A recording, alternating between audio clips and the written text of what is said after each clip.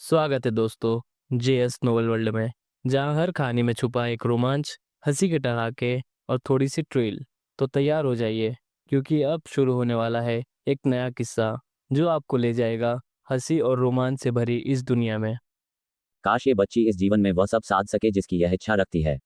चाचा लिन ने अपनी जाती हुई पोती लीनाक्षी को देखा और एक हल्की आह भरकर सिर हिलाया। लीनाक्षी की प्रतिभा, जो पवित्र अस्थि से सुसज्जित थी और पिछले 1000 वर्षों से संतों के बार बार पुनर्जन्म और प्रकट होने को देखते हुए यह अटकल लगाना कठिन नहीं था कि वह भी किसी संत का पुनर्जन्म हो सकती है। हालांकि वह कौन सी संत थी, यह एक रहस्य था। लेकिन चाचा लिन को इससे कोई घृणा महसूस नहीं हुई। कम से कम इस जीवन की यादों में वह उनकी पोती थी जिसे उन्होंने बचपन से प्यार से पाला था। लीनाक्षी के माता पिता की मृत्यु जल्दी हो गई थी और यह वही थे जिन्होंने बचपन में उसकी देखभाल की। जब वह रोती तो उसे बहलाते। उसके बचपन के चंचल और आज्ञाकारी क्षण उनके दिल में गहराई से अंकित थे। चाचा लिन, इन संतों को फिर से साधना क्यों करनी पड़ती है? वीर ने चाय का प्याला पकड़े हुए उत्सुकता से पूछा। एक चायदानी पकड़े हुए चाचा लिन ने उसका प्याला फिर से भरा और आंगन में चलती हुई हल्की हवा के बीच छज्जे के पार तैरते बादलों को देखा। हवा में आराम और फुर्सत का भाव था। चाय की एक घूंट भरने के बाद उन्होंने होठों को सिकोड़ा, हल्के से हंसे और सिर घुमाकर बोले, अरे तुम लड़के, तुम अब भी कहते हो कि तुम कीमिया रसायन शास्त्र का अभ्यास नहीं करते। अगर तुम सचमुच मार्शल आर्टिस्ट होते तो तुम्हें पता होता कि ये संत मार्शल आर्ट्स चरम लोक, मार्शल आर्ट्स एक्सट्रीम रेल्म की पूरी तरह से अबाधित खोज में पुनर्जन्म लेते हैं। मैंने सुना है कि प्रत्येक चरम लोक को सर्वोच्च स्तर तक साधने में ब्रह्मांड का एक चौंकाने वाला रहस्य शामिल है, खासकर छठा चरम लोक। मैं सचमुच कीमिया का अभ्यास नहीं करता। वीर ने एक खींच भरी मुस्कान दी। जब से उसने शुद्धिकरण का कौशल दिखाया था, बूढ़े गुरु ने उसे अपने परिवार के गिरते हुए कीमिया ज्ञान की विरासत का वंशज मानना शुरू कर दिया था। उसके स्पष्टीकरणों को उसकी पहचान छिपाने, दूसरे पर भरोसा न करने और गुप्त रहने के रूप में देखा गया। इस बात पर उसने स्वाभाविक रूप से आगे समझाना जरूरी नहीं समझा, ताकि चिड़चिड़ाहट न हो। छठा चरम लोक, क्या उसमें कुछ रहस्यमय है? वीर की जिज्ञासा जागी। मुझे क्या पता, मैंने अभी तक किसी ऐसे व्यक्ति के बारे में नहीं सुना जिसने सभी चरम लोकों को साधा हो, यहाँ तक कि संतों ने भी नहीं, चाचा लिन ने सिर हिलाते हुए कहा। क्या? वीर भौंचक कर रह गया। उसने आश्चर्य से उनकी ओर देखा। संतों का जीवन काल लंबा होता है और सर्व संतों की भूमि का इतिहास महान आर्यावर्त साम्राज्य से भी बहुत पुराना है। हालांकि विभिन्न मार्शल आर्ट्स चरम लोक कठिन थे, संत बनने वाले प्राणियों में स्वाभाविक रूप से प्रतिभा या संसाधन दोनों की कमी नहीं होती थी। पर्याप्त समय दिए जाने पर वे अंततः स्वयं को परिष्कृत कर सकते थे। फिर भी इन पूजनीय संतों ने सभी चरम लोकों में महारत हासिल नहीं की थी। जब से उसने साधना नियम लोक के प्राणियों को मारा था और ऐसे प्राणियों का सामना किया था जिन्होंने कई चरम लोकों में महारत हासिल कर ली थी, वीर ने अवचेतन रूप से मान लिया था कि संतों ने आमतौर पर सभी चरम लोकों में पूर्णता प्राप्त कर ली होगी। लेकिन ऐसा लगता था कि ऐसा नहीं था। तुम्हारे पूर्वज कीमियागर थे, इसलिए मार्शल आर्ट्स के बारे में न जानना तुम्हारे लिए सामान्य है। ये चरम लोक इतनी आसानी से साधे नहीं जाते। वीर की हैरान अभिव्यक्ति को देखकर चाचा लिन ने धैर्यपूर्वक और धीरे से समझाया, अगर यह कोई और चरम लोक होता तो शायद कोई फर्क नहीं पड़ता, लेकिन तीसरे चरम लोक, ब्रह्मांड नियम प्रकटीकरण के लिए किसी को संत के हृदय के साथ जन्म लेने की आवश्यकता होती है, जो स्वर्ग और पृथ्वी से लड़ने का साहस रखता हो। और जहां तक छठे चरम लोक की बात है, इसे सार्वभौमिक रूप से साधना के लिए सबसे कठिन, बहुत रहस्यमय माना जाता है। मुझे मिली गुप्त जानकारी के अनुसार अधिकांश संत ही किसी कारण से पुनर्जन्म लेते हैं। वीर कुछ हैरान था। छठा चरम लोक साधना के लिए सबसे कठिन था। इसने सभी संतों को इसके लिए पुनर्जन्म लेने पर मजबूर कर दिया। उसे अचानक अप्रत्याशित रूप से गर्व महसूस हुआ। क्या उसकी प्रतिभा संतों से भी ज्यादा हो सकती है? जब उसने पहली बार 6 चरम लोक को साधा था, हालांकि उसने चिंतन में कई महीने बिताए थे, लेकिन अन्य लोगों की तुलना में ये बहुत अलग नहीं लगा। ऐसा लगा कि इसके लिए स्वर्ग और पृथ्वी की कुछ धारणा और समझ की आवश्यकता थी। ये छठा चरम लोक बहुत रहस्यमय है। ये धारणा, महत्वाकांक्षा या साधना तकनीकों की गहराई के बारे में नहीं है। कोई भी स्पष्ट रूप से नहीं बता सकता कि इसे कैसे प्राप्त किया जाए, लेकिन सभी संत मानते हैं कि यह एक निश्चित मन की स्थिति हो सकती है। चाचा लिन ने आगे कहा, लेकिन मन की स्थिति सबसे मायावी चीज होती है। अजीब बात यह है कि दुनिया की असंख्य प्रतिभाओं में अलग अलग अनुभवों और अलग अलग मन की स्थितियों वाले कोई भी ऐसा नहीं है जो छठे चरम लोक को छूने के लिए योग्य हो, जिसने इस मन की स्थिति को समझा हो। ये वास्तव में अजीब है। वीर अवाक रह गया। उसे उम्मीद नहीं थी कि छठा चरम लोक इतना चुनौतीपूर्ण होगा। अगर वह सामान्य तरीके से अमरद्वार से आया होता तो उसने पूरे सर्व संतों की भूमि को चौंका दिया होता। शून्य संत द्वारा उस पर हमला करने में चेहरे की परवाह न करना शायद इसी आशंका के कारण भी था। अगर किसी को 6 चरम लोक को साधना है तो संतों को पुनर्जन्म क्यों लेना पड़ता है? वीर खुद को पूछने से नहीं रोक सका। निश्चित रूप से ऐसा इसलिए है क्योंकि ठीक तीसरे चरम लोक की तरह छठा चरम लोक एक अपरिवर्तनीय अवस्था है। एक बार कोशिश करने के बाद इसे फिर से नहीं साधा जा सकता। चाचा लिन ने कहा, इसके अलावा अगर यह मन की स्थिति का मामला है, संतों के विचार इसे समझने में असमर्थ हैं, तो स्वाभाविक रूप से शुरू करना सबसे अच्छा है। आखिरकार एक संत की इच्छा कभी कभी एक हस्तक्षेप हो सकती है। एक बार जब आप कुछ चीजों के बारे में जागरूक हो जाते हैं तो ये ढूंढ करना मुश्किल होता है कि आप अनजान हैं। अनुभव, इतिहास कभी कभी एक भयानक घुसपैठ हो सकता है, एक जो आपके स्वरूप को पूरी तरह से बदल सकता है। ये सुनकर वीर तुरंत दूसरे का अर्थ समझ गया। एक संत के दिमाग से पैदा हुए साधना विचारों के साथ अपने स्वयं के साधना से परे की चीजों को समझने की कोशिश करना इसके बजाय एक बाधा बन सकता है। शुरू से शुरू करना आसान था। भले ही संत भोलेपन का ढोंग करते, कुछ चीजें एक बार जान लेने के बाद भूली नहीं जा सकती थीं। मेरी शराब के साथ मेरे ऑर्किड की बिक्री का जश्न मनाने के लिए ये युग तुलना नहीं कर सकता युवावस्था की यात्राओं से। वीर ने खुद से फुसफुसाया, शायद यही कारण था कि संतों को साधना के लिए पुनर्जन्म लेने की आवश्यकता थी। केवल एक और जीवन जीकर, वास्तव में नए सिरे से शुरुआत करके ही कोई युवावस्था की वास्तविक सादगी में लौट सकता था। उसने अपने काव्य और पुस्तक अनुभव में उछाल देखा, वीर ने उसे नजरअंदाज कर दिया।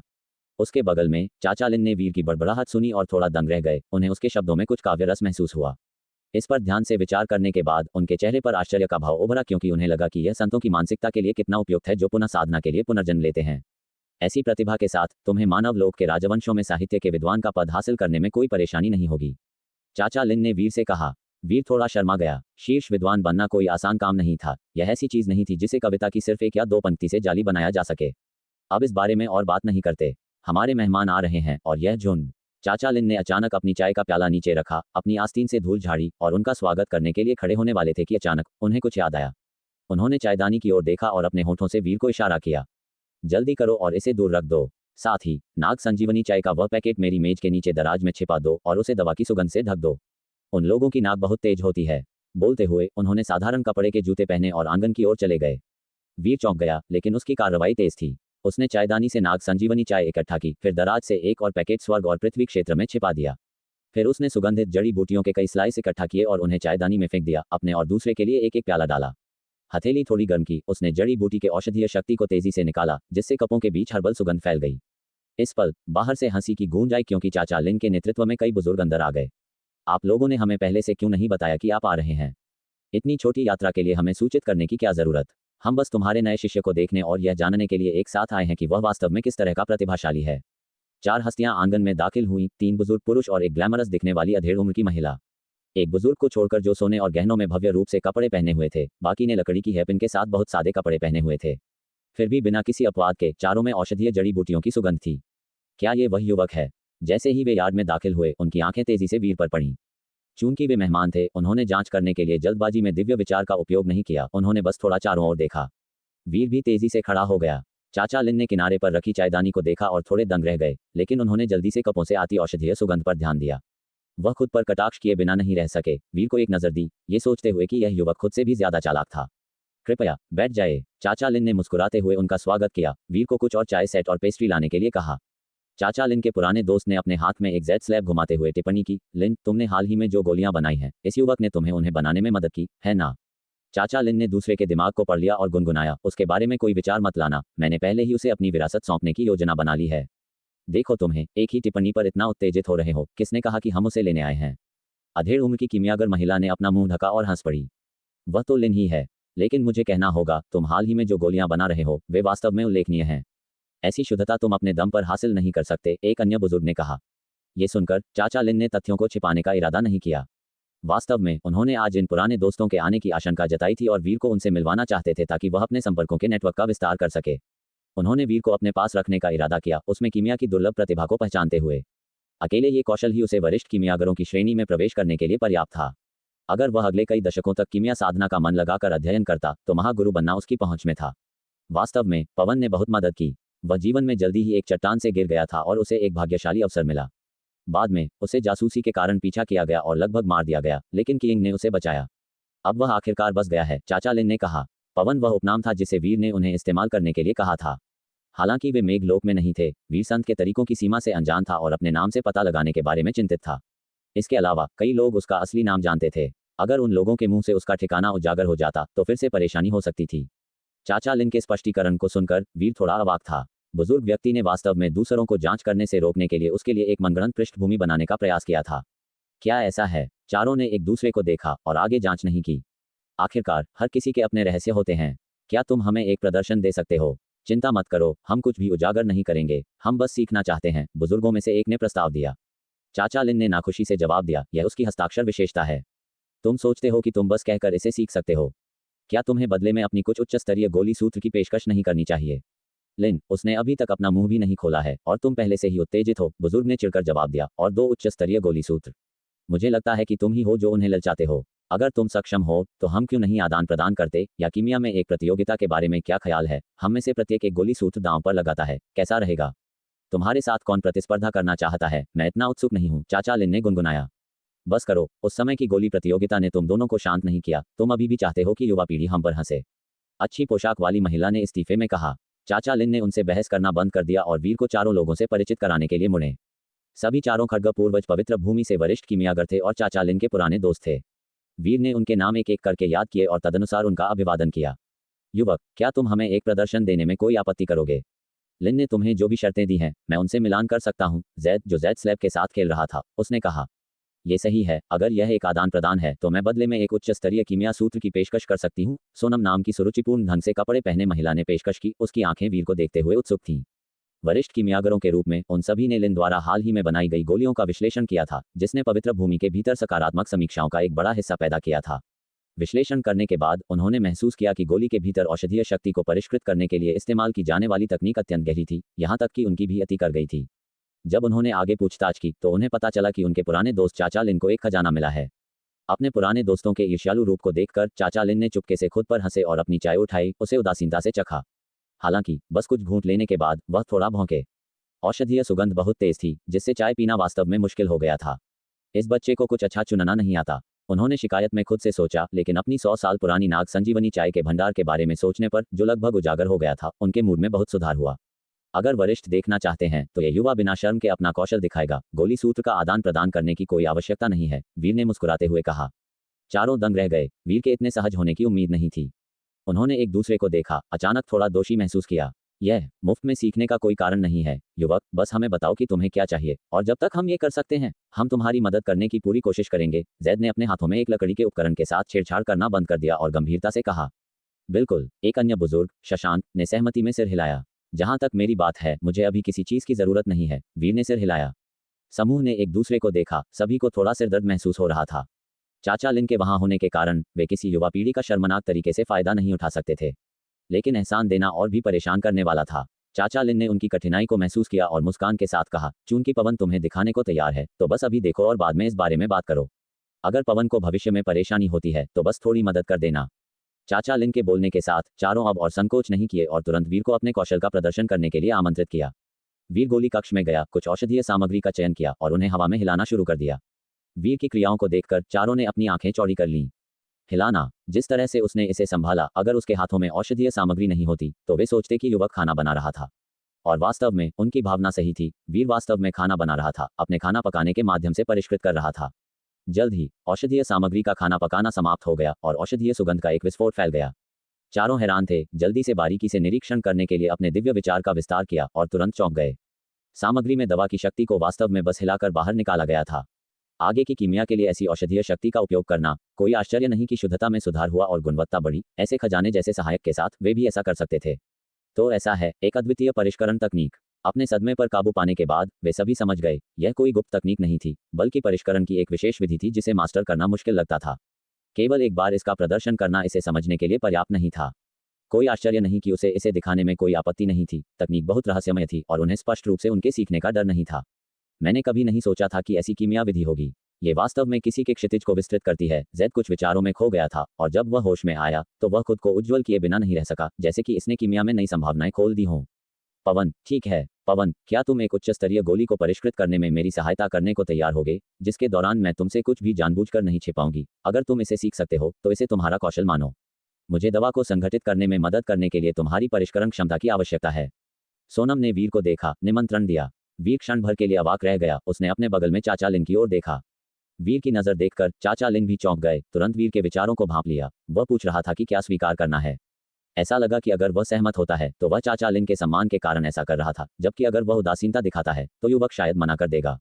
यह एक उच्च स्तरीय गोली मास्टर का निमंत्रण था और वे यहाँ तक कि बिना किसी आरक्षण के एक उच्च स्तरीय गोली सूत्र को परिष्कृत करने वाले थे। कितना कीमती अवसर। क्या ये युवक वास्तव में दिलचस्पी नहीं ले रहा था? चाचा लिन कुछ अवाक थे। ये पहली बार था जब उन्हें ऐसे व्यक्ति का सामना करना पड़ा था। चूंकि मास्टर सोनम तुम्हारी मदद के लिए कह रही हैं, अगर तुम मदद करने को तैयार हो तो बस सहमत हो जाओ। ये तुम पर निर्भर करता है, लेकिन यह अवसर दुर्लभ है। अगर तुम गोली सूत्र में दिलचस्पी नहीं रखते हो तो तुम कुछ और मांग सकते हो। मास्टर सोनम के व्यापक संपर्क हैं और वह बहुत धनी है, चाचा लिन ने मुस्कान के साथ कहा। यह सुनकर सोनम थोड़ी दंग रह गई। जो कहा गया था उसे सुनकर यह युवक वास्तव में एक उच्च स्तरीय गोली सूत्र के अनियंत्रित प्रदर्शन में दिलचस्पी नहीं ले रहा था। चूंकि यह एक वरिष्ठ आमंत्रित कर रहा है तो मैं विनम्रतापूर्वक पालन करूंगा। वीर ने एक पल के लिए विचार किया और फिर स्वीकार कर लिया। हालांकि इससे उसकी नक्काशी में देरी होगी, लेकिन ये बहुत ज्यादा नहीं होगी। आखिरकार चाचा लिन एक दोस्त थे, उसे अस्वीकार करना थोड़ा निराशाजनक होगा और वह चाचा लिन का एक बड़ा एहसानमंद भी था। इसके अलावा जगह से अपरिचित होने के कारण दूसरे पक्ष से इस हद तक ऐसी मदद प्राप्त करना, कुछ दोस्त बनाना बुरा नहीं हो सकता था। तो तुम्हें क्या चाहिए? सोनम ने उत्सुकता से वीर से पूछा। वीर ने सिर हिलाया। मुझे किसी चीज की जरूरत नहीं है, लेकिन अगर संभव हो तो प्रसिद्ध पेंटिंग और शतरंज मैनुअल जैसी कोई भी चीज मुझे रुचिकर लगेगी। पेंटिंग और शतरंज मैनुअल। सोनम और अन्य दंग रह गए। ऐसी चीजें कुछ व्यापारियों को छोड़कर जो लालित्य में रुचि का ढोंग करते थे, उनके लिए नगण्य मूल्य की थी, साधकों के लिए मूल रूप से बेकार थीं। चाचा लिन, जिन्होंने वीर को अपना खाली समय नक्काशी में बिताते हुए देखा था और कभी कीमिया या साधना में दखल नहीं देते थे, वीर के अपरंपरागत हितों के बारे में पहले ही जान चुके थे, लेकिन फिर भी वह ये सुनकर चकित हुए बिना नहीं रह सके। थोड़ा संशयी होकर सोनम ने वीर से बार बार पुष्टि करने के लिए कहा कि वह वास्तव में केवल इन्हें चाहता है। फिर उसने अति विचार करना बंद कर दिया। वीर के कारण जो भी हों, वह आखिरकार पता लगा लेगी। लिन, तुम क्यों जड़ी बूटियों के साथ चाय बनाते हो? ये भयानक स्वाद देता है। एक अन्य बुजुर्ग, दीपक, ने अपनी चाय से औषधीय जड़ी बूटियों को थूक दिया, चिड़चिड़ाकर शिकायत की। क्या आप वीर और सोनम के बीच गोली परिष्करण के दृश्य को देखना चाहेंगे, या मैं कहानी में आगे बढ़ूं? आपको चाय पसंद नहीं, इसलिए शरीर को बल देने के लिए कुछ औषधीय जड़ी बूटियां लीजिए, चाचा लिन ने हल्की हंसी के साथ कहा। फिर सबने आराम से औषधि निर्माण, गुरुओं, पवित्र भवन के औषधि सूत्रों और कार्यों पर बातचीत की, और कभी कभी बातचीत चाचा लिन की पोती लीनाक्षी की ओर मुड़ जाती। उसका जिक्र आते ही पवित्र भवन में होने वाले आगामी खड्ग देव संग्राम पर चर्चाएं शुरू हो जाती। खड्ग साधु पवित्र धाम के कई शिष्य, जिनमें संत कन्याएं भी शामिल थीं, सभी तलवारबाजी को सर्वोच्च मानते थे। साधना और तलवारबाजी की इस अंतिम कसौटी में अस्त्रों की असमानता जैसे बहाने की कोई जगह नहीं थी। हारने वाले को पूर्ण और अंतिम पराजय स्वीकारनी पड़ती, इसमें कोई संदेह नहीं था। वीर चुपचाप एक तरफ बैठा, बस सुनता रहा। कभी कभी प्रशंसा मिलने पर वह हंसकर जवाब दे देता। एक आरामदेह बातचीत के बाद वीर इन चारों के नाम और स्वभाव से थोड़ा परिचित हो गया, और उन्हें भी वह शांत, विनम्र युवक याद रह गया। विदा लेने के बाद आंगन में जीवन सामान्य रूप से चलता रहा। समय तेजी से बीता। अगले कुछ दिनों में वीर ने न केवल चाचा लिन को गोलियां बनाने और शुद्ध करने में सहायता की, बल्कि उसे अन्य 4 गुरुओं के औषधि निर्माण स्थानों पर भी मदद के लिए बुलाया गया। उसकी लगातार उपस्थिति से उसकी थोड़ी बहुत पहचान बनने लगी। औषधि गुरुओं के सहायक और पवित्र भवन के वे शिष्य जो सहायकों की चापलूसी करते थे, दोनों ने सुना कि एक औषधि निर्माण सहायक है जिसने कई वरिष्ठ औषधि गुरुओं का स्नेह जीत लिया है। चाचा लिन के आंगन में रात का आसमान चमकदार था और तलवार की रोशनी चमक रही थी। तलवारबाजी का एक क्रम पूरा करने के बाद लीनाक्षी ने अपने माथे का पसीना पोंछा, तभी उसे पेस्ट्री की महक आई। उसने सिर घुमाया और देखा कि वह औषधि सहायक आंगन के दूसरे हिस्से की रसोई से पेस्ट्री की एक प्लेट लेकर आ रहा था। भूख लगी है, कुछ नाश्ता चाहिए? वीर ने उसे देखते हुए मुस्कुराया, अपने हाथों में पेस्ट्री की ओर इशारा किया। लीनाक्षी की आंखें शांत थीं। बिना किसी जवाब के उसने दूसरी तलवार तकनीक का अभ्यास जारी रखा। अपने अभ्यास के दौरान वह खड्ग गति के मार्ग पर भी विचार कर रही थी। गुड़ गुड़, शायद खाने की महक थी, लेकिन अभ्यास के बीच में ही उसके पेट से हल्की आवाज आई। लीनाक्षी ने हल्का सा माथे पर बल डाला, अपनी खड्ग धारणा के चिंतन से विराम लिया और औषधि कक्ष की ओर देखा, जहां एक बूढ़ा और एक जवान खा पी रहे थे, जो बहुत प्रसन्न लग रहे थे। ये दोनों इतने परिचित कब हो गए? लीनाक्षी रुकी, उसकी आंखों में आश्चर्य की एक झलक दिखाई दी। वह अपने दादा का स्वभाव जानती थी। हालांकि वह सरल दिखते थे, लेकिन उन्होंने अपने शुरुआती वर्षों में कई खतरों का सामना किया था और हमेशा दूसरों के प्रति थोड़ा चौकस रहते थे। लेकिन अब जिस सहायक को वह वापस लाए थे, उसके प्रति वे बेहद मिलनसार लग रहे थे। लीनाक्षी, अगर थक गई हो तो आओ, थोड़ा आराम कर लो। वीर की पाक कला को आजमाओ, ये सचमुच शानदार है। चाचा लिन ने अपनी पोती की निगाह देखते हुए एक पेस्ट्री उठाते हुए आवाज दी। लीनाक्षी ने पेस्ट्री को देखा, एक पल के लिए चुप रही और अंततः अपनी तलवार रखी और औषधि कक्ष में चली गई। ये लो। वीर ने प्लेट उसे सौंप दी ताकि वह खुद ले सके, क्योंकि वह इतना सफाई पसंद था कि उसे दूसरों का छुआ हुआ भोजन नापसंद था। लीनाक्षी ने वीर के सूक्ष्म क्रियाकलापों को देखा, उसकी आंखें थोड़ी चमकी, लेकिन उसने कुछ नहीं कहा। अपनी हरी प्याज जैसी पतली उंगलियों से उसने हल्के से एक पेस्ट्री उठाए और मुंह में डाली। तुरंत पिघलने वाले स्वाद और अवर्णनीय अनुभूति के फैलने से लीनाक्षी की आंखें थोड़ी चौड़ी हुईं, लेकिन वह जल्दी से अपने सामान्य भाव पर लौट आई। चुपचाप 2-3 बार चबाया और धीरे से स्वाद लिया। वीर ने देखा कि उसने निगल लिया है और कंजूसी न करते हुए उसने प्लेट फिर से उसकी ओर बढ़ा दी। उद्धरण चिन्ह डॉट डॉट डॉट उद्धरण चिन्ह। लीनाक्षी रुकी, एक और टुकड़ा उठाया, धीरे धीरे चबाया और निगलने के बाद उसने वीर की ओर देखा और सिर हिलाया। स्वाद अच्छा है, पेस्ट्री के लिए धन्यवाद। फिर वह मुड़ी और वापस आंगन में चली गई और अपनी तलवार का अभ्यास फिर से शुरू कर दिया। वीर ने कोई परवाह नहीं की, प्लेट को चाचा लिन की ओर बढ़ाया और बूढ़े और जवान आराम से खाने लगे। जिस दिन चाचा लिन ने वीर का परिचय कराया था, उस दिन से वीर रिया और विनय आदि के साथ घुल मिल गया था। अक्सर चाचा लिन के आंगन में या उनके स्थानों पर सहायता करता था, यहाँ तक कि फुर्सत में उनसे मिलने भी जाता था। चाचा लिन को केवल औषधि निर्माण में रुचि थी और शतरंज, सुलेख, मछली पकड़ने आदि में कोई रुचि नहीं थी। लेकिन वीर के आश्चर्य के लिए रिया, जो महिला थी, वह शतरंज में काफी माहिर थी। इसलिए सहायता करने के अलावा वीर अपने खाली समय में रिया के शिखर पर जाकर शतरंज साधना पर चर्चा करता था। औषधि गुरु खड्ग साधु पवित्र धाम के मुख्य क्षेत्र में रहते थे, एक शांत वातावरण जो औषधि पर्वतों से घिरा हुआ था, जहां पवित्र धाम के शिष्यों को आमतौर पर अशांति फैलाने की अनुमति नहीं थी। खड्ग साधु पवित्र धाम विशाल था और चाचा लिन से जो सुना और अपने तर्क को मिलाकर वीर ने निष्कर्ष निकाला कि पवित्र धाम का क्षेत्र अकेले महान आर्यावर्त साम्राज्य से लगभग 2 गुना बड़ा था, लगभग 38 राज्यों के आकार के बराबर। वह क्षेत्र जहां वीर चाचा लिन को औषधि निर्माण में मदद करता था, एक शहर जितना बड़ा था, फिर भी इसमें कुछ ही सेवक और सहायक रहते थे, अविश्वसनीय रूप से शांत और विशाल। दूसरों के साथ भी ऐसा ही था, लेकिन विनय के औषधि पर्वत पर कई सहायक और शिष्य चहल पहल कर रहे थे। पूरा शिखर भव्य रूप से सजाया गया था, जैसे कि मृत्युलोक की शाही राजधानी। आपने अपने शतरंज कौशल पर बहुत प्रयास किया होगा, ये लापरवाही से खेलने से हासिल नहीं होता है। रिया ने औषधि पर्वत पर मंडप में अपनी चाल चली। आधे महीने तक युवक को जानने के बाद उसने वीर के सफेद मोहरों को अवरुद्ध कर दिया। वह उसमें अधिक से अधिक रुचि रखने लगी, क्योंकि वह उन लोगों से अलग था जिनसे वह पहले मिली थी। बस एक आकस्मिक रुचि, थोड़ा सा अध्ययन, वीर ने मुस्कुराहट के साथ कहा। उसका ध्यान शतरंज की बिसात पर था। उसकी खेलने की कुशलता खराब नहीं थी, लगभग 5वें चरण की। अगर वह लापरवाह होता तो शतरंज साधना 6ठे चरण का होते हुए भी वह हार सकता था। अति आत्मविश्वास हार की ओर ले जाता है, केवल कौशल के स्तर में उल्लेखनीय अंतर ही वापसी की अनुमति देगा। अगर आप चाहें तो मैं आपको पवित्र धाम में सिफारिश कर सकती हूँ। हमारी आपसी सिफारिश से आप तुरंत एक मध्यम स्तर के औषधि गुरु का पद धारण कर सकते हैं, जिसकी स्थिति पवित्र धाम के अंतरंग शिष्य के बराबर होगी। रिया ने वीर को गंभीरता से सुझाव दिया। वीर ने हल्का सा सिर हिलाया। वह यहाँ अपने घावों को भरने और संयोग से अपनी कला साधना को बेहतर बनाने के लिए था। औषधि गुरु की स्थिति उसके लिए बहुत मायने नहीं रखती थी। वीर को केंद्रित देखकर रिया ने भी अधिक कुछ नहीं कहा और अपनी शतरंज की चाल चलने पर ध्यान केंद्रित किया। शतरंज की बिसात पर काले और सफेद मोहरे मिल गए। वीर का सारा ध्यान खींच लिया, क्योंकि बिसात उसकी दृष्टि में बड़ी होती हुई दिखाई दी। ग्रिड की रेखाएं अनंत रूप से फैलती हुई उसे घेरने लगीं। उसे ऐसा महसूस हुआ जैसे वह खुद बिसात पर एक मोहरा बन गया हो। छिपी हुई सामग्री माई वर्चुअल लाइब्रेरी एम्पायर पर देखें। वह आत्मिक ज्योति क्षणिक रूप से प्रकट होती हुई, वीर ने अंततः उसे पकड़ लिया। शतरंज क्या है? शतरंज कई रूपों में आता है, जिसमें गो, 5 इन ए रो और शतरंज शामिल हैं। गो का खेल, जो वीर खेलता है, उसे एकांत में बैठना, हाथों से बात करना और खेलना भी कहा जाता है। शतरंज की बिसात पर ऊर्ध्वाधर और क्षैतिज रेखाएं एक दूसरे को काटती हैं और वर्ग बनाती हैं, और इन वर्गों के भीतर मोहरों को रखा जाता है। मोहरों को जोड़ना बिसात पर स्थिति बनाता है। शतरंज साधना के शुरुआती लोगों के लिए नियमों से परिचित होना, जिन्होंने इसमें महारत हासिल की है, वे अपने मोहरों को कुशल सटीकता और भयंकर आक्रामक रणनीतियों के साथ रखते हैं, जो लाभ और हानि के महत्वपूर्ण निर्णयों पर ध्यान केंद्रित करते हैं। लेकिन शतरंज साधना का सच्चा गुरु व्यक्तिगत मोहरों की तुलना में समग्र गति पर जोर देता है। अब पकड़ने या मारने पर नहीं, बल्कि अपनी रणनीति को व्यवस्थित करने पर ध्यान केंद्रित करता है। चाहे वह शतरंज, 5 इन ए रो, गो और इसी तरह के खेल हों, सभी में वृद्धिशील गति का निर्माण शामिल है। जब गति स्वाभाविक रूप से विकसित होती है तो जीत अपने आप आती है और कुछ भी इसे रोक नहीं सकता। पहले 6ठे चरण की शतरंज साधना में वीर ने पहले ही गति के मार्ग को ग्लिम्प्स कर लिया था, लेकिन अब उसे एहसास हुआ कि केवल एक खिलाड़ी के रूप में गति इकट्ठा करने के लिए खुद पर निर्भर रहना गुरुओं की आंखों में बहुत स्पष्ट था।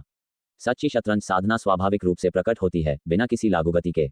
जिस क्षण पहला मोहरा रखा जाता है, उसी क्षण गति शुरू हो जाती है। प्रत्येक मोहरे का अपना मिशन होता है, जो देखने में सभी सफेद होते हैं, फिर भी उनमें विविध शक्तियां होती हैं। कुछ सफेद मोहरे सिपाही होते हैं, जबकि अन्य सेनापति होते हैं, जिनमें भयंकर रूप से एकजुट पराक्रम होता है।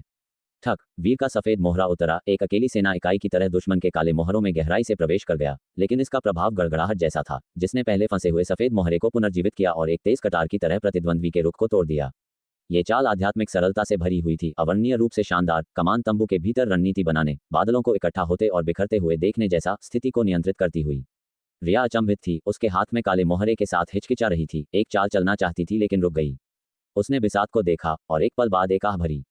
मैं हार गई। उसने अपनी आक्रामक शक्ति को बढ़ाने के लिए सफेद मोहरों के उस समूह को पकड़ने का इरादा किया था, लेकिन ये रास्ता कट गया था।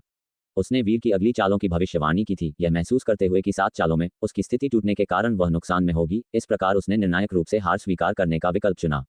गुरुओं के बीच की लड़ाई में परिणाम स्पष्ट होता है, कमतर खिलाड़ियों के बीच की झड़पों में यह बहुत कम अनुमानित होता है। अंतिम क्षण तक आपको कभी पता नहीं चलता कि आपका प्रतिद्वंद्वी क्या हताश या अजीब चालें चलेगा। उसे हार मानते हुए देखकर वीर भी अपनी अनुभूति से बाहर आ गया। उसने अपना सफेद मोहरा वापस लिया और फिर पूछा, एक और बाजी? और नहीं, मैंने आज का औषधि निर्माण अभी तक पूरा नहीं किया है। आपको इसे शुद्ध करने में मेरी मदद करनी होगी। रिया ने कुछ चिड़चिड़ेपन से जवाब दिया। कोई बात नहीं, वीर मुस्कुराया, तुरंत उठकर औषधि कक्ष तक उसके साथ गया। रास्ते में उसने अपने पैनल पर एक नजर डाली और एक नया संकेत देखा। उसके होठों पर हल्की मुस्कान आ गई। जल्द ही पाक कला तकनीकों का उपयोग करके शुद्धिकरण करते हुए वीर ने रिया को उसके औषधि निर्माण के लिए आवश्यक सभी औषधीय सामग्री को संसाधित करने में मदद की। उसके बाद वह बाहर बैठकर इंतजार करने लगा। उसके पास खड़े होकर निरीक्षण करने का विकल्प नहीं चुना, जिससे रिया थोड़ी असहाय महसूस करने लगी। वह एक उच्च स्तरीय औषधि गुरु थी और कई औषधि निर्माता उसके पास खड़े होकर गोलियां बनाने का निरीक्षण करने का सपना देखते थे। यह अवसर मिलना सीधे शिष्य होने जैसा था, लेकिन वीर ने उसके द्वारा स्वतंत्र रूप से पेश किए गए ऐसे अवसर में बहुत कम रुचि दिखाई। वह केवल अपने शिष्य को सहायता के लिए बुला सकती थी। इस बीच वीर ने औषधि कक्ष के बाहर एक शांत शाखा ढूंढ ली। उस पर लेटा हुआ आराम कर रहा था और अपने पैनल तक पहुंच रहा था। शतरंज साधना 7वां चरण। मन की स्थिति, शतरंज साधना आत्मिक प्रवेश उपयोग योग्य। वीर हल्का सा मुस्कुराया, बिना किसी हिचकिचाहट के उसने इस मन की स्थिति को तलवारबाजी पर लागू करने का विकल्प चुना। जल्द ही उसकी तलवारबाजी, जो कुछ समय से छठे चरण के अवरोध पर थी, अंततः टूट गई। तलवारबाजी, सातवां चरण। तलवारबाजी की जानकारी का एक प्रवाह तुरंत उसके मन में भर गया, जिसे वीर ने शांति से अवशोषित कर लिया। तलवारबाजी में सातवां चरण तक पहुंचना शतरंज साधना के साथ एक समानता रखता था। पहले यह उत्कृष्ट तकनीक के बारे में था, लेकिन अब यह गति के बारे में था। अब विशिष्ट तकनीकों से बाधित नहीं, तलवार दिल का अनुसरण करती है और दिल इरादे का अनुसरण करता है। इच्छा पर वह अंतिम चालें कर सकता था, सबसे मजबूत तलवार कौशल को उजागर कर सकता था। उसके पैनल में कई खड्ग साधना तकनीकें भी विकसित हो रही थीं, जटिलता से सरलता की ओर बढ़ रही थीं। काफी देर बाद वीर ने धीरे धीरे अपनी आंखें खोलीं, तलवारबाजी की सभी अंतर्दृष्टियों को अवशोषित कर लिया था। अचानक उसे जीशान के साथ अपनी पिछली लड़ाई याद आई। हालांकि वह जीत गया था, लेकिन प्रतिद्वंद्वी की तलवारबाजी उससे आगे निकल गई थी, जो सातवें चरण खड्ग साधना के शिखर पर पहुंच गई थी। उसकी तलवार उसके दिल को दर्शाती थी, एक उन्मादी गति को मूर्त रूप देती थी। चरम ज्ञान लोक की साधना के साथ साधना क्षेत्र को विभाजित करने के लिए, अगर मैं एक और कदम आगे बढ़ सकूं और खड्ग साधना आठवें चरण तक पहुंच सकूं, तो मैं शायद 10 परत साधना क्षेत्र को भी विभाजित कर सकता हूं। वीर की आंखों में एक चमक कौंधी।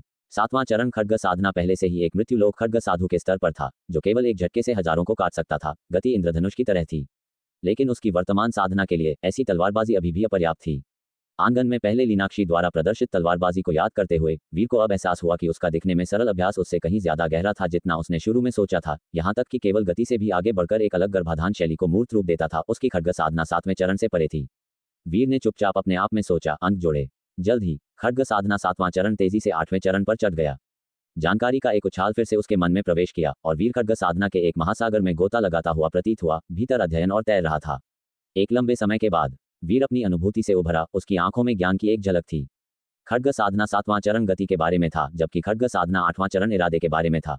इरादा गति से अधिक परिष्कृत था, गति बाहरी थी, जबकि इरादा मूल था। शायद अपने स्वयं के साधना हृदय से प्रभावित होकर वीर का खड्ग इरादा सरल था। जो कुछ भी वह काटना चाहता है, उसे काटना। दुनिया की सभी चीजों को काटा जा सकता था। जैसा दिल सोचता है, वैसे ही तलवार चलती है। वीर ने इस खड्ग इरादे को केवल मैं नाम दिया। इस खड्ग इरादे को समझते हुए वीर ने जीशान के साथ अपनी पिछली लड़ाई की समीक्षा की और तुरंत महसूस किया कि उसका प्रतिद्वंद्वी अभी भी गति के सतही पहलू तक ही सीमित था।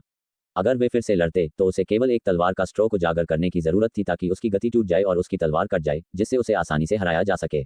वीर ने फिर से लीनाक्षी की तलवार तकनीकों पर ध्यान दिया। उसकी आंखें अचानक साफ हो गईं। वह वास्तव में आठवें चरण खड्ग साधना का उपयोग कर रही थी। उसके धीमे अभ्यास में गति और इरादा दोनों शामिल थे। इरादा गति को चला रहा था और उसका खड्ग इरादा अत्यंत कोमलता को मूर्त रूप देता था। अत्यंत कोमलता अंततः कठोर होती है। अत्यंत कोमल को तोड़ा नहीं जा सकता।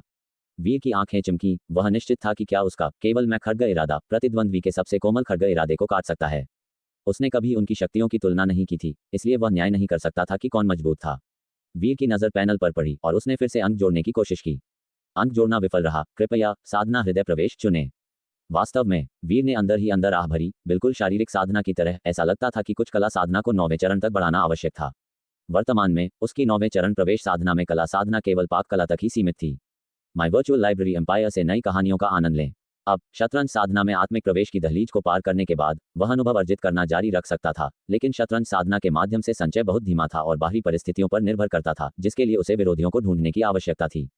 तुलना में कला साधना ने उसे अपने दम पर अनुभव जमा करने की अनुमति दी, जो बहुत तेज था। खड्ग साधना का 9वां चरण। संतों ने जो महारत हासिल की है, वह बस यही स्तर होना चाहिए। वीर की आंखें फिर से चमकी। शारीरिक साधना का 9वां चरण साधना बोध लोक के अनुरूप था, इसलिए 10वां चरण एक संत बनना होगा। इसी तरह खड्ग साधना भी 10वां चरण खड्ग साधना तक पहुंचना मतलब था कि कोई संत सिंहासन के लिए अनुष्ठान मार्ग ले सकता है, सीधे खड्ग साधना के साथ संत मार्ग की बाधाओं को तोड़ सकता है और तलवार कला के माध्यम से एक संत बन सकता है। और यह मार्ग सबसे कठिन था। यहाँ तक कि खड्ग साधु पवित्र धाम का एक खड्ग साधु भी शायद धूप संतत्व का मार्ग चुन सकता था, जिसका अर्थ था कि उनका खड्ग साधना लोक अभी भी 9वें चरण पर होगा, 10वां नहीं। यह उनके खड्ग साधु शीर्षक के लिए उपयुक्त नहीं लग सकता है, लेकिन वास्तव में 9वें चरण खड्ग साधना तक पहुंचना अविश्वसनीय रूप से दुर्लभ और कठिन था, अरबों में एक। 9वें चरण का मतलब था खड्ग साधना के मार्ग में प्रवेश करना। कुछ जुनूनी व्यक्तियों को छोड़कर अधिकांश मार्शल कलाकार अपनी ऊर्जा साधना लोकों पर केंद्रित करते थे। साधना बोध लोक में कदम रख पाना पहले से ही कुछ प्रतिभाशाली लोगों में से था। अकेले खड्ग साधना को प्रवेश साधना में एकीकृत करना, जिसके लिए जबरदस्त समर्पण की आवश्यकता थी। भले ही ऐसे व्यक्ति हों, वे दुर्लभ थे और ज्यादातर अर्धसंत स्तर पर थे। ये सब समझते हुए वीर ने अपने विचार एकत्र किए। पहले लगातार लड़ते रहने के कारण उसकी विभिन्न कला साधनाएं बहुत पीछे छूट रही थीं। अगर वह अब 3 कला साधनाओं को 9वें चरण प्रवेश साधना तक पहुंचा सकता है, तो उसकी ताकत एक अकल्पनीय स्तर तक बढ़ जाएगी। इस क्षण वीर ने देखा कि रिया की गोलियां तैयार थीं। वह पेड़ की शाखा से नीचे कूदा और औषधि कक्ष के पास गया। रिया का अभिवादन किया और फिर चाचा लिन के औषधि शोध संस्थान की ओर बढ़ गया। वे केवल 1000 कोस से अलग थे और आसपास कुछ 100 कोस के भीतर उसके अपने सहायक शिष्यों और सेवकों के अलावा शायद ही कोई बेकार व्यक्ति था जो एक बहुत ही शांत और आरामदायक वातावरण प्रदान करता था। औषधि गुरुओं को अक्सर अपने दम पर औषधि सूत्रों का अध्ययन करने की आवश्यकता होती थी और वास्तव में उन्हें एक शांतिपूर्ण सेटिंग की आवश्यकता होती थी। तुम वापस आ गए और तुम आज अच्छे मूड में लग रहे हो। चाचा लिन ने वीर को लौटते हुए देखा और खुशी से कहा। वीर ने आंगन के चारों ओर देखा, लीनाक्षी को हमेशा की तरह तलवारबाजी का अभ्यास करते हुए देखा। उसने उसके आने पर कोई प्रतिक्रिया नहीं दिखाई, अभी भी अपने अभ्यास पर ध्यान केंद्रित कर रही थी। वीर ने उसे परेशान नहीं किया और गलियारे से होकर चाचा लिन के बगल में बैठने के लिए गया जो औषधीय सामग्री चख रहे थे और कहा, मैंने उससे कुछ बाजी जीत ली। तुम असहाय महसूस करते हुए चाचा लिन ने इस अवधि के दौरान अपने पुराने दोस्तों से वीर के कारनामों के बारे में सुना था। सामग्री को शुद्ध करने में उनकी मदद करने के लिए जाना वास्तव में सिर्फ एक एहसान था। उसने बदले में कुछ नहीं मांगा, न ही उसने उपहार में मिली गोलियां ली और न ही औषधि सूत्रों को देखा। उसे नहीं पता था कि वीर को कोई चिंता थी या क्या उसे वास्तव में कोई दिलचस्पी नहीं थी। लेकिन वीर के साथ व्यवहार करते हुए उसे लगा कि इस युवक की एक असामान्य मानसिकता है जो उन लोगों से अलग है जिनसे वह पहले मिला था। ओह हाँ, मैं अनायास ही उसके लिए कुछ पंचस्वाद चाय लाया हूँ। वीर को कुछ याद आया और उसने ब्रह्मांड अंतरिक्ष से चाय का एक पैकेट निकाला और चाचा लिन को दिया। चाचा लिन हैरान थे, उन्होंने जल्दी से इसे लिया क्योंकि उन्हें औषधि निर्माण और चाय के अलावा कोई शौक नहीं था। उन्हें एक कप चाय का आनंद लेने की उम्मीद थी। अरे वाह, उसने तुम्हें पंचस्वाद चाय दी। ऐसा लगता है कि मालकिन तुम्हें सच में पसंद करती हैं। मैंने उनसे कई बार मांगा है और मुझे कभी नहीं मिली। कई 100 साल की दोस्ती और वह तुम्हें मुझसे ज्यादा पसंद करती हैं। चाचा लिन ने यह पुष्टि करने के लिए खोला कि यह पंचस्वाद चाय थी। उनकी आंखें चमक उठीं और उन्होंने चिल्लाकर कहा। वीर मदद नहीं कर सका लेकिन उसे एक तरफ से देखा और कहा, क्या यह संभावना है कि उसने आपको आपकी दोस्ती के कारण नहीं दिया? तो फिर क्या हो सकता है? आप अगली बार उसे जिस तरह से संबोधित करते हैं उसे बदलने की कोशिश कर सकते हैं। एक मालकिन, मैंने उसे सैकड़ों सालों से यही कहा है, मैं उसे और क्या कहूँ? उद्धरण चिन्ह डॉट डॉट डॉट उद्धरण चिन्ह। वीर ने उसे एक और नजर डाली, ये जानकर हैरान था कि सैकड़ों सालों के बाद भी ऐसी आदत के लिए उसे मारा नहीं गया था। ये वास्तव में गहरी दोस्ती का संकेत था। चाचा लिन को अंततः संकेत मिल गया, इस आम कहावत के साथ कि महिलाओं को बुरा माने जाना पसंद नहीं है। उसने संदेहपूर्वक वीर से पूछा, तो तुम उसे क्या कहते हो? रिया बहन, वीर ने शांति से और सहजता से कहा। उद्धरण चिन्ह डॉट डॉट डॉट उद्धरण चिन्ह। चाचा लिन की आंखें सदमे से चौड़ी हो गईं, तुम वास्तव में साहसी हो। वह तुम्हारी दादी की उम्र की है और वह संबोधन बहुत हल्का है। उसने मुझे उसे यही कहने के लिए कहा था, वीर ने समझाया। क्या? चाचा लिन चकित थे। वीर ने अधिक कुछ नहीं कहा, बस कंधा उचका दिया। उसकी नजर अनायास ही आंगन पर पड़ी। उस आकृति को देख रहा था जो एक तलवार नृत्य की तरह सुंदर ढंग से नाच रही थी। अब उसके तलवारबाजी का अभ्यास देखते हुए वीर को एहसास हुआ कि वह इसे पूरी तरह से समझ सकता है। ये तलवार थोड़ी ज्यादा कोमल है। जब उसने उसके खड्ग गति में एक विशिष्ट नर्म मोड़ देखा तो वीर खुद को सिर हिलाने से नहीं रोक सका। अन्य क्षेत्रों में उसने तुलना नहीं की थी और नहीं जानता था कि क्या वह इसे काट सकता है, लेकिन उसका मानना था कि वह निश्चित रूप से इस तरह की कोमल विघटनकारी तलवार को काट सकता है। वह अंतिम कोमलता का पीछा कर रही थी, लेकिन अत्यधिक पीछा करने से विघटन होता है। हालांकि वीर ने धीरे से बात की, लेकिन आंगन में महिला ने पहले ही अपनी तलवार का खेल रोक दिया था। अपने पीछे फुसफुसाहट सुनकर लीनाक्षी ने हल्का सा माथे पर बल डाला। उसे अपनी तलवारबाजी का अभ्यास करते समय परेशान होना पसंद नहीं था, खासकर अपर लोगों द्वारा। हालांकि उसने तुरंत पीछे मुड़कर नहीं देखा, बल्कि अपनी तलवार पकड़े रखी, सिर झुकाकर सोचा और जिस खड्ग गति को उसने अभी अभी प्रदर्शित किया था उस पर विचार किया। उसने जिस खड्ग इरादे की खेती की थी वह अत्यंत कोमलता था, लेकिन कोमलता का अंतिम रूप चाचा लिन वीर की तारीफों के पुल बांध रहे थे, ये दावा करते हुए कि वीर में रसायन कला एल्केमी की असाधारण प्रतिभा है। इस दौरान जोया और सोनल भी मिलने आई थीं और उन्होंने सब कुछ देखा था। वे भी वीर की बहुत प्रशंसा करती थीं। रिया रसायन कला भले ही न समझती हो, पर उसने इतना जान लिया था कि वीर में इसके लिए असाधारण प्रतिभा है और वह सचमुच एक रसायन प्रतिभा है। शायद वीर झूठ नहीं बोल रहा था। रिया गहरे विचार में डूब गई। शीर्ष प्रतिभाएं विभिन्न मार्गों में महारत हासिल करने में अपनी ऊर्जा कभी बर्बाद नहीं करती। अगर वे अन्य अभ्यास भी करते हैं तो वे केवल मार्शल आर्ट के ही अन्य पहलू होते हैं, जैसे गति, तकनीक और मुट्ठी कौशल, जो उनके मूल अभ्यास को बढ़ा सकें। मार्शल आर्ट्स में ही सुधार करने के लिए बहुत सारे पहलू हैं, जिससे अन्य मार्गों पर शोध करने के लिए कोई ऊर्जा नहीं बचती, जब तक कि वह कोई ऐसा वयोवृद्ध न हो जो मार्शल आर्ट्स में एक ठहराव पर आ गया हो। इसी विचार के साथ रिया ने तूलिका छोड़ी और कहा, मेरा यहीं इंतजार करो, मैं अभी आती हूँ। इतना कहते ही उसका शरीर पलक झपकते ही गायब हो गया। वह अखाड़े से चली गई। तुम बच्चे। रिया के जाते ही चाचा लिन भी होश में आए और उन्होंने नाराजगी से वीर को घूरते हुए कहा, तुम मेरी पोती पर कोई गलत नजर मत रखना। वीर चौंक गया, कुछ भ्रमित होते हुए बोला, चाचा लिन, आपका क्या मतलब है? बस इतना ही कि तुम इस बात से वाकिफ रहो। अपनी पोती की बात आते ही चाचा लिन का सुरक्षात्मक भाव और भी बढ़ गया। उन्होंने नाराजगी से वीर को घूरते हुए कहा, रिया एक ऐसी हस्ती है जो संत बनने के लिए बनी है। चाहे उसके भले के लिए हो या तुम्हारे, तुम दोनों का कोई मेल नहीं है। वीर अवाक रह गया। ये बात अचानक क्यों उठाई गई? चित्रकला के कागज को देखते ही उसे जल्द ही एहसास हुआ और उसने कड़वी मुस्कान के साथ कहा, चाचा लिन, आपको गलतफहमी हुई है। रिया के बारे में मेरे ऐसे कोई विचार नहीं है। तुम उसे रिया कहकर बुलाते हो। चाचा लिन तुरंत उत्तेजित हो गए। उनकी यही एक अनमोल पोती थी। हालांकि वह वीर की सराहना करते थे, पर उन्हें अपनी संपत्ति किसी भेड़िए द्वारा छीनी जाने की भावना भी महसूस हुई। वीर केवल कड़वी मुस्कान ही दे सका। चाचा लिन ने लगातार वीर को समझाना जारी रखा, जिसने केवल सिर हिलाकर सहमति दी और वादा किया कि वह कोई अनुचित विचार नहीं रखेगा। तुम लोग क्या बात कर रहे हो? थोड़ी देर बाद रिया का शरीर अचानक त्वरित क्षण से प्रकट हुआ, ऐसा लगा जैसे उसने कुछ सुन लिया हो। उसने अपनी भौहें ऊंची की और वीर को देखा। चाचा लिन ने सिर हिलाया और पूछा, तुम्हारे हाथ में क्या है? यह अस्थि प्रतिबिंब दर्पण है। रिया के हाथ में शुद्ध काले रंग का एक अंडाकार दर्पण था। वीर ने ऐसा दर्पण पहले अमरद्वार पर देखा था, लेकिन वह दर्पण इस वाले से बहुत बड़ा था। क्या मैं तुम्हारी उम्र की जांच कर सकती हूँ? कोई समस्या तो नहीं होगी, है ना? रिया ने वीर को घूर कर देखा। वीर ने सहमति में सिर हिलाया। इस मामले में गोपनीयता की कोई आवश्यकता नहीं थी। रिया ने तुरंत अस्थि प्रतिबिंब दर्पण वीर की ओर किया और जल्द ही उसकी परछाई गहरे काले दर्पण पर दिखाई दी, जिससे उसकी उम्र का पता चला। 27 वर्ष। रिया दंग रह गई। उसकी आंखों में वीर को देखकर आश्चर्य का एक भाव था। यह उम्र बहुत कम थी। पहले जब वीर बेहोश था और उसने उसे उठाया था तो उसने लापरवाही से वीर के शरीर की भी जांच की थी, यह महसूस करते हुए कि वह अंदर से बुरी तरह घायल है, लेकिन वह चतुर्स्तंभ लोक में था। 27 साल की उम्र में चतुर्स्तंभ लोक तक साधना कर पाना पुरुषों में सिंह और अभिजात वर्ग में एक प्रतिभा माना जाता है। खड्ग साधु पवित्र धाम के भीतर वह आंतरिक शिष्य में शीर्ष स्थान पर होता। इतनी कम उम्र में मार्शल आर्ट्स की साधना चतुर्स्तंभ लोक तक कर पाना, साथ ही उसके दादा द्वारा रसायन कला के एक अद्वितीय शुद्धिकरण कौशल में महारत हासिल करने की बात, और अब वीर की कलात्मक मार्ग की गहरी समझ को देखते हुए इन सभी गतिविधियों में महत्वपूर्ण ऊर्जा खर्च होती थी। खड्ग साधना, उसमें हाथ आजमाने के लिए अतिरिक्त ऊर्जा ढूंढना असंभव होगा। आखिरकार एक व्यक्ति की ऊर्जा सीमित होती है। उसके दिल को तसल्ली मिली। यह उम्र यह साबित करने के लिए काफी थी कि वीर ने पहले जो कहा था वह सच था। उसने केवल कलात्मक रूप के माध्यम से उसकी खड्ग साधना में खामियों को पकड़ा था। वह चित्रकला नहीं समझती थी, नहीं वह इसे समझ सकती थी, लेकिन अब यही एकमात्र व्याख्या थी। तुम इतने युवा हो। वीर की उम्र देखकर चाचा लिन भी कुछ हैरान थे। 27 साल की उम्र में चतुर्स्तंभ लोक तक पहुंचना, तुम्हारी मार्शल आर्ट्स की प्रतिभा कुछ अतिरंजित है। क्या तुम्हारे परिवार ने तुम्हें कभी कोई दिव्य औषधि दी है? ऐसा लगता है कि ऐसी प्रतिभा के साथ तुम सीधे किसी पवित्र धाम के आंतरिक अनुभाग में 100 वर्षों तक साधना कर सकते हो और अर्ध संत के शिष्य बनने की क्षमता रखना असंभव नहीं होगा। दूसरे की बातें सुनकर वीर ने कड़वी मुस्कान दी। हालांकि उसके दिल में पछतावा था। महाशून्य संत के साथ लड़ाई एक आकस्मिक आपदा थी जिसने उसके 10 साल बर्बाद कर दिए थे। जब वह शून्य से बच निकला था तो उसका युद्ध शरीर चकनाचूर हो गया था, उसकी साधना शक्ति बिखर गई थी और उसका लोक गिर गया था। वे मान रहे थे कि वह चतुर्स्तंभ लोक में था, लेकिन गुप्त रूप से और अपनी साधना शक्ति की वसूली के साथ वह पहले ही साधना समझ लोक में लौट चुका था। हालांकि अपने सर्वलक्षण विशेषता को छुपाने के कारण वीर ने जानबूझकर इसे उजागर नहीं किया था और उसके शारीरिक घाव अभी भी भरने बाकी थे। औषधियां। चाचा लिन की बातें सुनकर रिया ने अपने आश्चर्य को समझ में बदल दिया। वीर की शुद्धिकरण तकनीक को चाचा लिन ने एक पतित रसायन कला परिवार के रूप में माना था, लेकिन एक शानदार पैतृक अतीत और विरासत में मिली दिव्य औषधियों के साथ ये बहुत अजीब नहीं था। औषधियों पर निर्भर होकर ऐसे लोक तक साधना करना बहुत असामान्य नहीं था। फिर भी ऐसी औषधियां जो त्रय अमर लोक और चतुर्स्तंभ लोक की साधना में बहुत मदद कर सकती थीं, दुर्लभ थीं, और यहाँ तक कि उच्च स्तर के रसायन साधु भी केवल थोड़ी मात्रा में ही उत्पादन कर सकते थे। यदि तुम खड्ग साधु पवित्र धाम में शामिल होना चाहते हो तो मैं तुम्हारी सिफारिश कर सकती हूँ।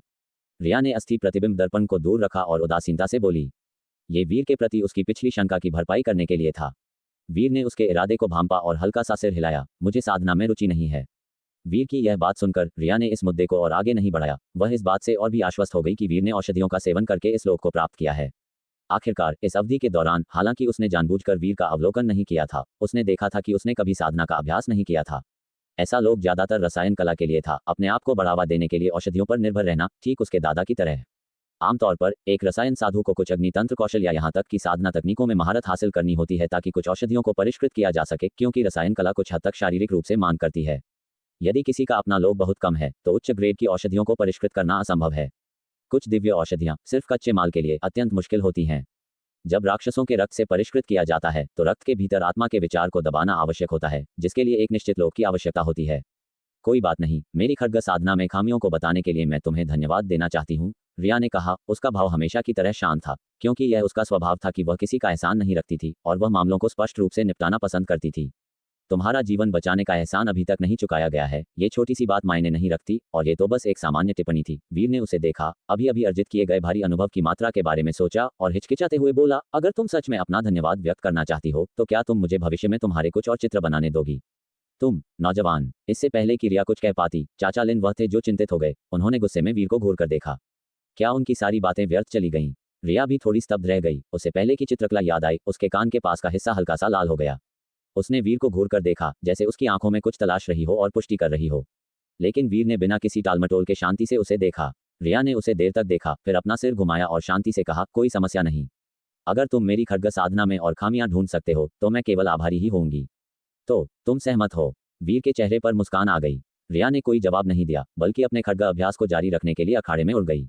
ये कार्य मौन सहमति के समान था। अन्यथा अगर वह अनिच्छुक होती तो उसके पास हजार तरीके थे जिससे वीर उसे फिर कभी न देख पाता। आखिरकार वह खड्ग साधु पवित्र धाम की संत शिष्या थी, अर्ध संत वयोवृद्धों के अधिकार के बाद दूसरे स्थान पर। लिन, ओह लिन, तुम सलाह क्यों नहीं मानते? चाचा लिन ने एक परेशान अभिव्यक्ति के साथ फुसफुसाया। अचानक उन्हें ऐसा महसूस हुआ जैसे उन्होंने भेड़िए को अंदर आने दिया हो। वृद्ध लिन, ओह वृद्ध लिन, आपको चिंता करने की जरूरत नहीं है। रिया के प्रति मेरे कोई अन्य इरादे नहीं है। कृपया कलात्मक मार्ग के प्रति मेरे समर्पण पर भरोसा करें। ये सिर्फ सामान्य चित्रकला है। क्या मैं आपके लिए भी कुछ चित्र बना दूं? वीर ने ईमानदारी से वादा किया। चाचा लिन ने कुछ संदेह के साथ वीर की ईमानदार आंखों में देखा। सच में? वास्तव में यह इससे ज्यादा सच नहीं हो सकता, वीर ने जोर दिया। वीर के आश्वासन को देखकर चाचा लिन का दिल चुपचाप शांत हो गया और उन्होंने कहा, ठीक है, मैं इस बार तुम पर भरोसा करूंगा। वीर को कुछ असहाय महसूस हुआ और उसने विषय को आगे नहीं बढ़ाया। हालांकि उनकी बातचीत रिया के कानों तक पहुंची, जिससे उसने हल्की सी भौहें चढ़ाईं और अपनी तलवार को तेजी से घुमाया, मानो उन शब्दों को दूर भगाना चाहती हो। जल्द ही वह एक बार फिर खड्ग दृष्टि के अभ्यास में डूब गई। चूंकि वीर ने रिया के लिए चित्रकला करने पर सहमति व्यक्त की थी, चाचा लिन ने अपने अटेंडेंट से वीर के लिए उनके पीछे एक अतिरिक्त अखाड़ा बनवाया। हालांकि चाचा लिन ने अपने शब्दों से वीर पर भरोसा जताया, उनके कार्य अभी भी चुपचाप सतर्क थे। वीर केवल कड़वी मुस्कान ही दे सका, पर वह नाराज नहीं हुआ। अपना खुद का अखाड़ा होने का मतलब था कि वह अधिक शांति और शांति का आनंद ले सकता था। चित्रकला और नक्काशी के अलावा वह चुपचाप अपने घावों से उबर रहा था। उसके शरीर में घुसी शून्य की ऊर्जा लगभग आधी अनजाने में गायब हो गई थी, क्योंकि सर्व संतों की भूमि ने एक लाभ प्रदान किया। यहाँ की ब्रह्मांड ऊर्जा बेहद घनी थी, मृत्युलोक से 10 गुना अधिक। कोई आश्चर्य नहीं कि सभी मार्शल कलाकार अमर द्वार में प्रवेश करने की लालसा रखते हैं। साधना की गति में 10 गुना वृद्धि और जीवन काल के क्षय का धीमा होना काफी लाभ थे। यहाँ साधना का 1 वर्ष मृत्युलोक में 10 वर्षों के बराबर था। केवल 1 वर्ष का जीवन ही खर्च होता था। हालांकि वीर के लिए चाहे यहाँ हो या मृत्युलोक में, इससे कोई खास अंतर नहीं पड़ता था। वह बस हर दिन को एक संतोषजनक और दिलचस्प तरीके से जीना चाहता था। पलक झपकते ही 2 महीने बीत गए। वीर के घाव लगभग पूरी तरह से भर चुके थे और उसके भीतर की दरार जैसी शून्य ऊर्जा उसके मांस के निरंतर सुधार के साथ और तेजी से साफ हो रही थी। जैसे जैसे उसका शरीर ठीक हुआ, वीर ने चित्रकला और नक्काशी के अलावा साधना करना शुरू कर दिया। पहले जब उसने शून्य संत से लड़ाई की थी तो उसने ब्रह्मांड नाड़ी को तोड़ दिया था, जिसका मतलब था कि उसके शरीर की सभी प्रमुख नाड़ियां क्षतिग्रस्त और नष्ट हो गई थीं।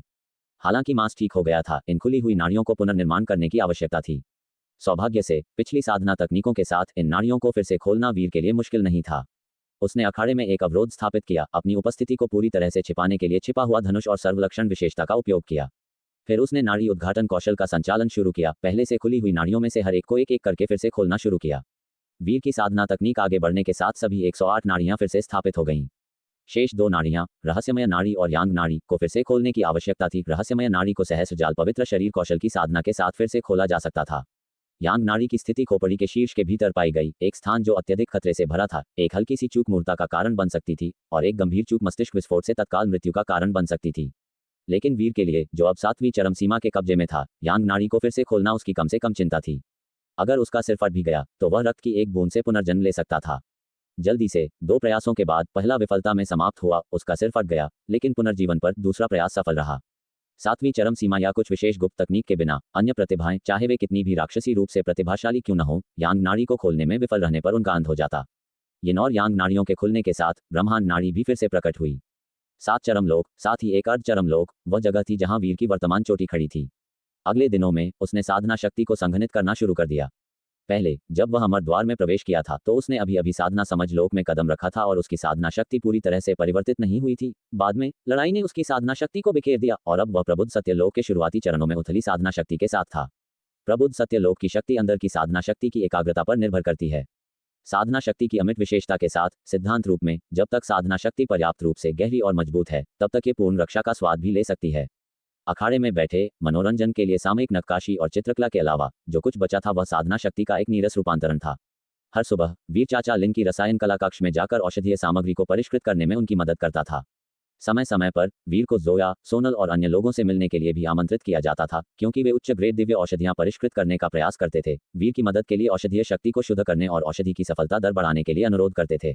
वीर की शुद्धिकरण में सहायता से उच्च ग्रेड औषधियों को परिष्कृत करने की उनकी सफलता दर बहुत बढ़ गई, मूल 30% की संभावना से सीधे 70% तक। इससे वीर खड्ग साधु पवित्र धाम के रसायन कला मंडल के भीतर अविश्वसनीय रूप से मांग में आ गया, जिससे उसकी प्रतिष्ठा तेजी से बढ़ी। दिन ब दिन बीतते गए। एक और महीना बीत गया।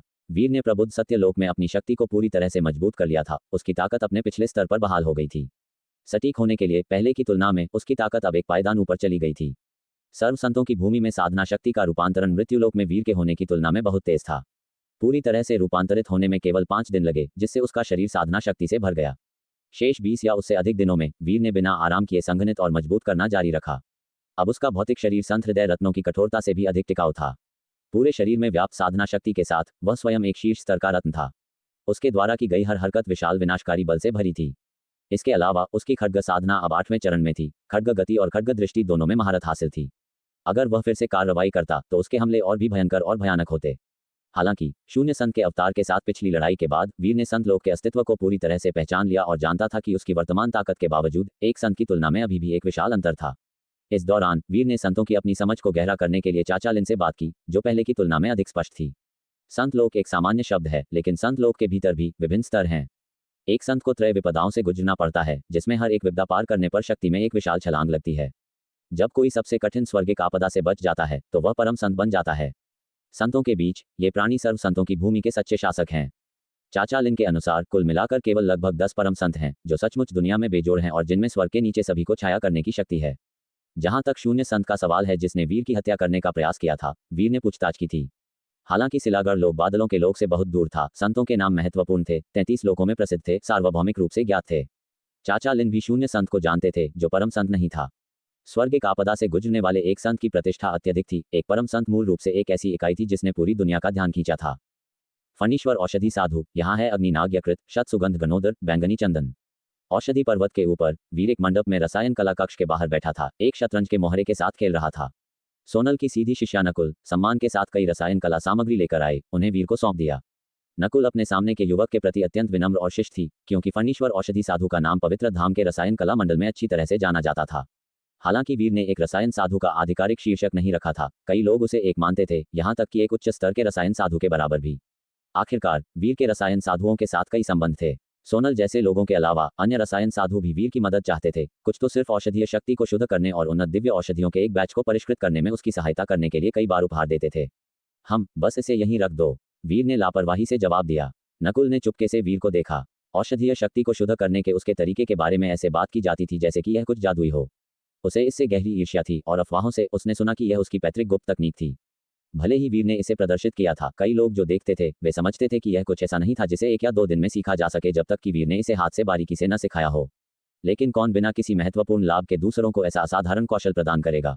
थोड़ी देर बाद रसायन कला कक्ष के भीतर से एक धातु की झनकार गूंजी। वीर ने उस दिशा में देखा और एक असामान्य औषधीय सुगंध का संकेत महसूस किया। वह जानता था कि औषधि बन गई थी। जल्दी से रसायन कला कक्ष का दरवाजा खोला गया और उसका अवरोध हटा लिया गया। यह अवरोध वीर को झांकने से रोकने के लिए नहीं था, बल्कि अन्य अटेंडेंटों और यहां तक कि सोनल के कुछ शिष्यों से बचाव के लिए था। आज परिष्कृत की गई औषधि एक उच्च ग्रेड दिव्य औषधि थी, जो सोनल की अद्वितीय तकनीकों में से एक थी, जिसे यहां तक कि सीधे शिष्यों को भी आसानी से नहीं सिखाया जाता था। इसके लिए चरित्र और अन्य विचारों का मूल्यांकन आवश्यक था, जिसे उसकी सबसे संरक्षित विरासत के रूप में रखा गया था। फणीश्वर, आओ देखो। सोनल ने दरवाजा खोला, मंडप में वीर को उदासीन देखा और हंस पड़ी। उसने पहले वीर को अंदर आने और निरीक्षण करने के लिए आमंत्रित किया था, लेकिन वह अनिच्छुक था, ये कहते हुए कि अंदर दम घुट रहा था, जिससे वह लगभग नाराजगी से फट पड़ी थी। उसके शिष्यों ने वीर के इनकार के बारे में सुनकर सभी ने अपनी आंखें चौड़ी कर लीं, यह नहीं समझ पाए कि वीर किस तरह की रणनीति अपना रहा था। कठिन होना। वीर ने शतरंज के मोहरे को वापस शतरंज के डिब्बे में फेंका, खड़ा हुआ और रसायन कला कक्ष में प्रवेश किया। फिर उसने एक जेड ट्रे पर 7 गोलाकार औषधियां देखी, जिनमें से प्रत्येक एक धुंधली खजाने की आभा बिखेर रही थी, जो वहां पड़ी थी। ये साधना घनीभूत वटी है। इसे चतुर्स्तंभ लोक में रहने वाले सेवन कर सकते हैं और शरीर के भीतर साधना शक्ति का एक अंश संघनित करने में मदद कर सकते हैं, जो समान लोक में सहयोगियों को दबाने के लिए पर्याप्त है। सोनल ने एक मुस्कान पहनी हुई थी, क्योंकि उसने वीर को अपने असाधारण औषधि सूत्र शिल्प कौशल से परिचित कराया। ये बैच विशेष रूप से साधना समझ लोक से एक संत शिष्य द्वारा अनुरोध किया गया था। साधना समझ लोक में किसी के लिए एक गोली का सेवन कई वर्षों की कठिन साधना से बेहतर है। वीर ने सुना और आश्चर्य में अपनी जीभ क्लिक करने से खुद को रोक नहीं पाया। वास्तव में एक रसायन साधु की स्थिति एक कारण से उच्च थी। एक अकेली गोली चतुर्स्तंभ लोक में किसी को साधना शक्ति संघनित करने और अपने सहयोगियों पर हावी होने की अनुमति दे सकती थी। इससे प्रतिभा और प्रयास दोनों कुछ हास्यास्पद लग रहे थे। हालांकि यह एक शक्तिशाली बल का आधार और संचय था। महान आर्यावर्त साम्राज्य के भीतर औषधि संस्थान का वह वृद्ध रसायन साधु केवल मध्यम रैंक का लगता था। उसके द्वारा परिष्कृत औषधियां पहले से ही मृत्युलोक में दिव्य औषधियां मानी जाती थीं। शाही परिवार को आपूर्ति करने के अलावा सभी पक्षों के गुट सिर्फ एक बार की सहायता के लिए उसे लाभों से भर रहे थे। यहाँ तक कि 5 रणवीर हवेली भी कतार कूदने का एक मौका पाने के लिए कठिन संबंधों पर निर्भर थे। अगर इस साधना घनीभूत वटी को महान आर्यावर्त साम्राज्य ले जाया जाता तो यह निश्चित रूप से चतुर्स्तंभ लोक के भीतर सभी को पागल कर देता और सोनल की स्थिति, जो ऐसी दवा बना सकती थी, स्वयं स्पष्ट होती। अगर तुम सीखना चाहते हो तो मैं तुम्हें सिखा सकती हूँ, सोनल ने एक मुस्कान के साथ कहा जो पूरी तरह से मुस्कान नहीं थी। वीर ने सिर हिलाया। वह सीख सकता था और यहाँ तक कि दूसरों के लिए इसे बना भी सकता था, लेकिन उसने पहले ही इस गोली के लिए जड़ी बूटियों की सामग्री को याद कर लिया था। खाना पकाने की तकनीकों का उपयोग करके वह इसे खुद बना सकता था, केवल उसका एक व्यंजन होता जिसका प्रभाव थोड़ा कमजोर होता। लेकिन फायदा यह था कि व्यंजनों में गोली विष नहीं होता था और इसे हर दिन सेवन किया जा सकता था। हालांकि इस गोली की सामग्री इतनी दुर्लभ थी कि सोनल को भी एक विफल प्रयास की चुभन महसूस होती। यही कारण था कि उसने उसे सामग्री को शुद्ध करने और सफलता दर बढ़ाने में मदद करने के लिए बुलाया था। ऐसी सामग्री को मृत्युलोक में इकट्ठा करना मुश्किल होगा, उसने अनुमान लगाया। भले ही किसी ने तरीका सीख लिया हो, यह मृत्युलोक में लौटने पर चावल के बिना भोजन पकाने की कोशिश करने जैसा होगा। क्या तुम्हें चिंता है कि मैं तुम्हारा परीक्षण कर रही हूँ? मैं गंभीर हूँ, सोनल ने एक मुस्कुराहट के साथ कहा। बस इसे सीखो और मेरी शिष्या बनने के लिए सहमत हो जाओ। सोनल बहन, मुझे चिढ़ाना बंद करो, मुझे रसायन कला में वास्तव में कोई रुचि नहीं है, वीर ने त्याग के साथ कहा। सोनल ने उसे अप्रसन्न नजर से देखा। कोई और होता तो इन शब्दों पर उत्साह से कांप उठता। क्या तुम सच में मुझसे भीख मांगने की उम्मीद करते हो कि तुम मुझे अपने गुरु के रूप में स्वीकार करो? उसे वीर से भी ज्यादा असहाय महसूस हुआ। औषधि सूत्र जिसे वे रसायन साधु के रूप में संजोते थे, वह कुछ ऐसा था जिसके बारे में दूसरे केवल सपने देख सकते थे। और यहाँ वे थे, वीर से सीखने के लिए भीख मांग रहे थे, यह उम्मीद कर रहे थे कि वह उनकी विरासत लेगा और इस प्रकार रसायन कला साधना के शिखरों पर हमला करेगा। फिर भी वीर को सीखने की परवाह नहीं थी, जो पूरी तरह से बेतुका था।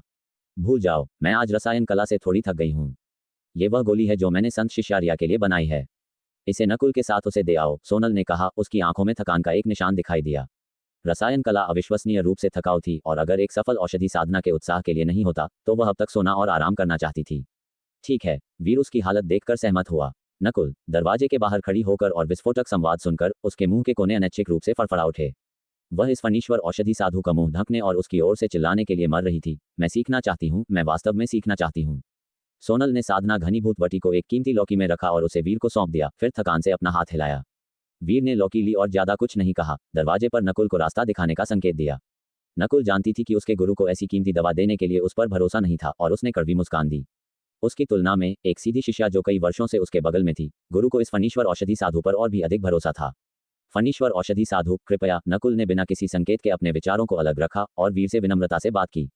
फिर दोनों औषधि पर्वत से बाहर उड़ गए। खड्ग साधु पवित्र धाम के शिष्य क्षेत्र की ओर बढ़ रहे थे। ये वीर का भी पहली बार था जब उसने रसायन साधु के रहने वाले क्षेत्र को छोड़कर शिष्यों के अभ्यास करने वाले स्थानों का दौरा किया। खड्ग साधु पवित्र धाम विशाल था, जिसमें शिष्य का साधना क्षेत्र बड़ा हिस्सा लेता था। हजारों मील उड़ने के बाद और ऊंची चोटियों के साथ एक पर्वत श्रृंखला में प्रवेश करने के बाद, जहां हर चोटी व्यूहों से सजी हुई थी और खजाने की रोशनी में नहाई हुई थी, कई शिष्यों की छायाएं घूमती हुई दिखाई दे रही थीं। एक ऊंची पर्वत चोटी तक पहुंचने में हजारों मील से अधिक उड़ान लगी। पर्वत इतना ऊंचा था कि वह आकाश को भेदता हुआ प्रतीत होता था, आसपास की सभी चोटियों को बौना कर देता था। पर्वत के चारों ओर नदियां बहती थीं और एक पंचकोण व्यवस्था में कई छोटी चोटियां थीं, जो स्पष्ट रूप से एक प्रकार के गठन की तरह लग रही थी जिसने ब्रह्मांड की ऊर्जा को संघनित किया, इसे ऊंची चोटी पर चैनल किया। ये स्पष्ट रूप से एक प्राकृतिक घटना नहीं थी, बल्कि मानव प्रयासों द्वारा एक व्यूह में भूनाड़ी का हेरफेर था। प्रयासों की सीमा और काम की भव्यता ने पर्वत पर एक असाधारण स्थिति वाले व्यक्ति का सुझाव दिया। नकुल वीर का नेतृत्व करते हुए उड़ गई और चोटी की सीढ़ी पर मंडप के सामने उतरी, जहां अटेंडेंट पहरा दे रहे थे। गुरु के आदेश का पालन करते हुए हम संत शिष्या को दवा देने के लिए यहाँ हैं, नकुल ने सोनल का टोकन दिखाते हुए कहा। इसे देखते ही अटेंडेंट का मूल रूप से कठोर चेहरा नर्म हो गया और उसने गर्मजोशी से मुस्कुराया, जल्दी से कहा, ओह, ये गुरु सोनल के आदरणीय शिष्य हैं, आपने कड़ी मेहनत की है। नकुल ने शिष्टता के बिना हल्के से सिर हिलाया, अंदर जाने के लिए अनुरोध किया। चौक को पार करते हुए वे जल्द ही पर्वत के शिखर पर एक भव्य और चमकदार भवन परिसर में पहुंचे। वीर केंद्रीय भवन से थोड़ा चौंक गया, इसकी संरचना रणवीर हवेली के फाटकों के समान लगती थी। संत शिष्या अंदर इंतजार कर रही हैं, कृपया, प्रवेश द्वार पर अटेंडेंट ने सम्मान से कहा। गेट से प्रवेश करते हुए वीर ने लंबी हॉलवे और लेआउट को स्कैन किया, जो परिचित लग रहा था।